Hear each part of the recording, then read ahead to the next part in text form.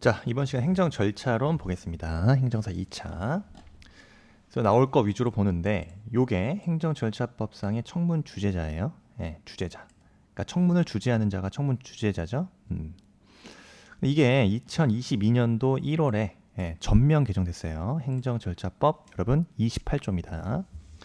그래서 요 기출 문제 요거는요. 2015년 기출이었는데 몇 년이죠? 2022년도이기 때문에 청문에 대해서 청문 주재자에 대해서 단독으로 좀 대비할 필요가 있어 보인다. 따라서 개정 법령 살펴보도록 하겠습니다. 그래서 청문 주재자에 대한 의의는 당연히 청문에 대한 내용을 써주면 되겠죠. 청문을 주재하는 자다. 근데 청문은 뭐죠? 행정청이 처분에 앞서서 당사자 등의 의견을 직접 듣고 증거를 조사하는 절차다. 이게 청문이죠. 그래서 청문 절차에 있어서 청문 주재자를 어떻게 정한다? 행정절차법 28조에 따르면은 소속 직원 또는 대통령령으로 정하는 자격을 가진 자 중에서 청문 주재자를 공정하게 선정할 필요가 있다 이겁니다.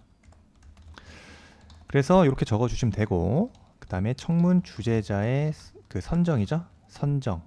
그 다음에 뭐 지위 요 정도 적어주시면 됩니다.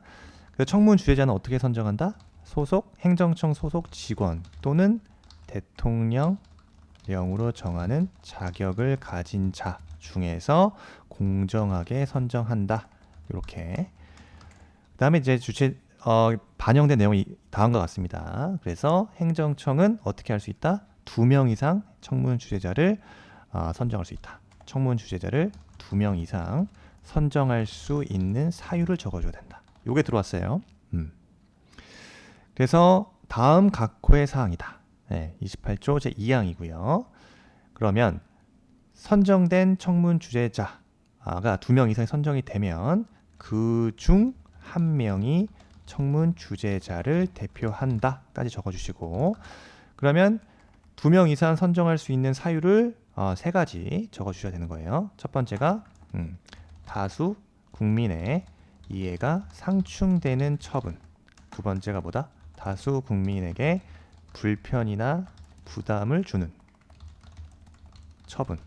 세 번째가 그 밖에 전문적이고 공정한 청문을 위하여 행정청이 그 청문 주재자를 2명 정도는 필요하다 이상 선정할 필요가 있다고 인정하는 처분이에요. 요 3가지 내용을 적어줘야 되는 거예요. 그죠? 요게 들어온 내용입니다. 가장 이번 개정 법령에 이제 청문 주재자를 2명 이상 선정할 수 있는데, 그 2명 이상 선정할 수 있는 사유. 첫 번째, 다수 국민의 이해가 상충되는 처분. 그 다음에 두 번째, 다수 국민에게 불편이나 부담을 주는 처분. 그 다음에 그 밖에 전문적이고 공정한 청문을 위해서 누가? 행정청이 청문 주재자가 2명 이상 선정할 필요가 있다고 인정하는 처분인 경우입니다. 이때는 청문 주재자를 2명 이상 선정할 수 있다. 그리고 선정된 청문 주재자 중에 1명이 청문 주재자를 또 대표한다. 이거예요. 그 다음에 선정 및 지위에서 행정청은요. 언제까지? 청문이 시작되는 날부터 7일이에요. 7일 전까지 청문 주재자에게 뭐 해야 된다? 청문 주재자에게 청문과 관련한 필요한 자료를 미리 통지하여야 한다라고 규정되어 있고요. 그 다음에 청문 주재자는 당연히 독립해서 공정하게 직무를 수행해야 하며, 그 다음에 청문 주재자의 공정한 직무 수행. 그 직무 수행을 이유로, 이것도 중요하죠? 직무 수행을 하고 직무 수행을 이유로 본인의 의사에 반하여 신부상 어떠한 불이익도 받지 않는다. 요거요. 청문 주재자 공정한 직무 수행을 함에 있어서 그 직무 수행을 이유로 본인의 의사에 반하여 신분상 어떠한 불이익도 받지 아니한다. 그 다음에 선정된 청문 주재자는 형법이나 그 밖에 다른 법률에 따른 벌칙을 적용할 때, 그때는 뭔다? 신분 자체는 공무원이다.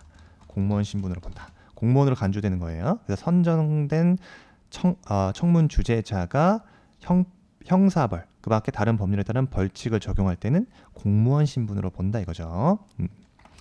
공무원 신분으로 보기 때문에 당연히 여러분 행정법상에서 국가배상법상의 공무원 신분이 인정되겠다 이거예요. 그래서 청문 주재자는 형법이나 그 밖에 다른 법률에 따른 벌칙을 적용할 때 공무원 신분으로 본다. 국가배상법상의 책임을 진다. 그 다음에 청문 주재자에서 또 이것도 중요하죠. 큰 목차로 요거는 이제 그대로 바뀌지 않았습니다. 청문 주재자의 제척, 그 다음에 기피, 회피 사유예요. 그죠? 청문 주재자, 이게 제척 사유와 기피 사유와 회피 사유는 몇 조죠? 법 제29조입니다. 요거 행정절차법 제28조, 그 다음에 제척, 기피, 회피 사유 법 행정절차법 제29조 적용해야 됩니다. 정리해야 된다. 그래서 제척 사유는 뭐다? 자, 첫 번째, 자, 요거 그대로 갖고 올게요. 법 자체는 바뀌지 않았다. 이겁니다. 그래서 자신이 당사자 등이거나 당사자 등과 민법 제177조 각 호에 해당하는 친족 관계에 있거나 있었던 경우입니다. 민법 제777조의 친족의 범위, 친족 관계라는 것은 여러분 8촌 이내예요. 8촌 이내의 혈족. 그 다음에 인척 같은 경우는 4촌입니다. 4촌 이내의 인척. 그 다음에 뭐가 포함된다? 배우자가 포함됩니다. 와이프. 이게 777조에 해당하는 친족 관계예요. 그래서 청문 주재자가 자신이 당사자 등이거나 당사자 등과 다음과 8촌 이내 혈족, 4촌 이내 인척 혹은 배우자 관계에 있거나 있었던 경우에는 제척 사유입니다. 이거 기억하시고요. 다음 두 번째, 자신의 해당 처분과 관련하여 증언이나 감정을 한 경우. 그 다음에 자신이 해당 처분의 당사자 등의 대리인으로 관여하였거나 관여하였던 경우. 그 다음에 자신이 해당 처분 업무를 직접 처리하거나 처리하였던 경우. 그 다음에 자신이 해당 처분 업무를 처리하는 부서에 근무하는 경우로 제척 사유를 정하고 있다. 5가지요. 친족 관계에 있었던 경우. 그 다음에 처분과 관련하여 증언, 감정을 한 경우. 그죠? 세 번째, 자신이 해당 처분의 당사자 등의 대리인으로, 그죠? 대리인으로 관여하였거나 관여하였던 경우. 과거도 포함합니다. 관여하거나 관여하였던 경우. 그 다음에 자신이 해당 처분 업무를 직접 처리하거나 처리하였던 경우. 그 외에 자신이 해당 처분 업무를 처리하는 부서에 근무하였던 경우다. 이거요. 이게 제척 사유고요. 그 다음 기피 사유. 기피 사유는 공정한 청문을 진행할 수 없는 사정이 있는 경우에요. 이때 당사자 등은 행정청에 기피 신청을 할 수 있다. 이 청문 주재자에게 공정한 청문 진행을 할 수 없는 사정이 있다고 인정될 때 당사자 등이 행정청에 기피 신청을 할 수 있는 경우에요. 그래서 행정청은 기피 신청을 받게 되면 청문을 정지하고 그 신청에 이유가 있다고 인정할 때는 어떻게 해야 되겠죠? 당연히 청문 주재자를 지체 없이 교체합니다. 아셨죠? 그래서 청문 주재자에게 공정한 청문 진행을 할 수 없다, 기대할 수 없다, 없다는 사정이 있는 경우, 누가? 당사자 등은 행정청에 기피 신청을 할 수 있다. 그러면 기피 신청을 받은 행정청은 청문을 정지하고 그 신청이 이유 있다. 인정할 경우에는 해당 청문 주재자를 어떻게 할 수 있다? 즉 지체 없이 교체하여야 한다 이겁니다. 다음 회피 사유. 그럼 이거는 누구죠? 청문 주재자 스스로 느끼는 겁니다. 내가 제척 또는 기피 사유에 해당하는 경우라고 인정할 경우겠죠. 청문 주재자가 스스로 제척, 기피 사유에 해당하는 경우에는 행정청의 승인을 받아서, 이것도 중요합니다. 직접 할 수 있는 게 아니라 행정청의 승인이 필요하다. 행정청의 승인을 받은 다음에 스스로 피한다. 그죠? 회피. 청문의 주재를 회피할 수 있다. 이렇게 나오는 거죠. 청문 주재자가 스스로 제척, 기피 사유에 해당하는 경우 행정청의 승인을 받아서 스스로 청문 주재를 회피할 수 있다라는 것까지 적어주시면 되겠습니다. 어쨌든 청문 주재자의 선정 지위에 있어서 요게 그죠?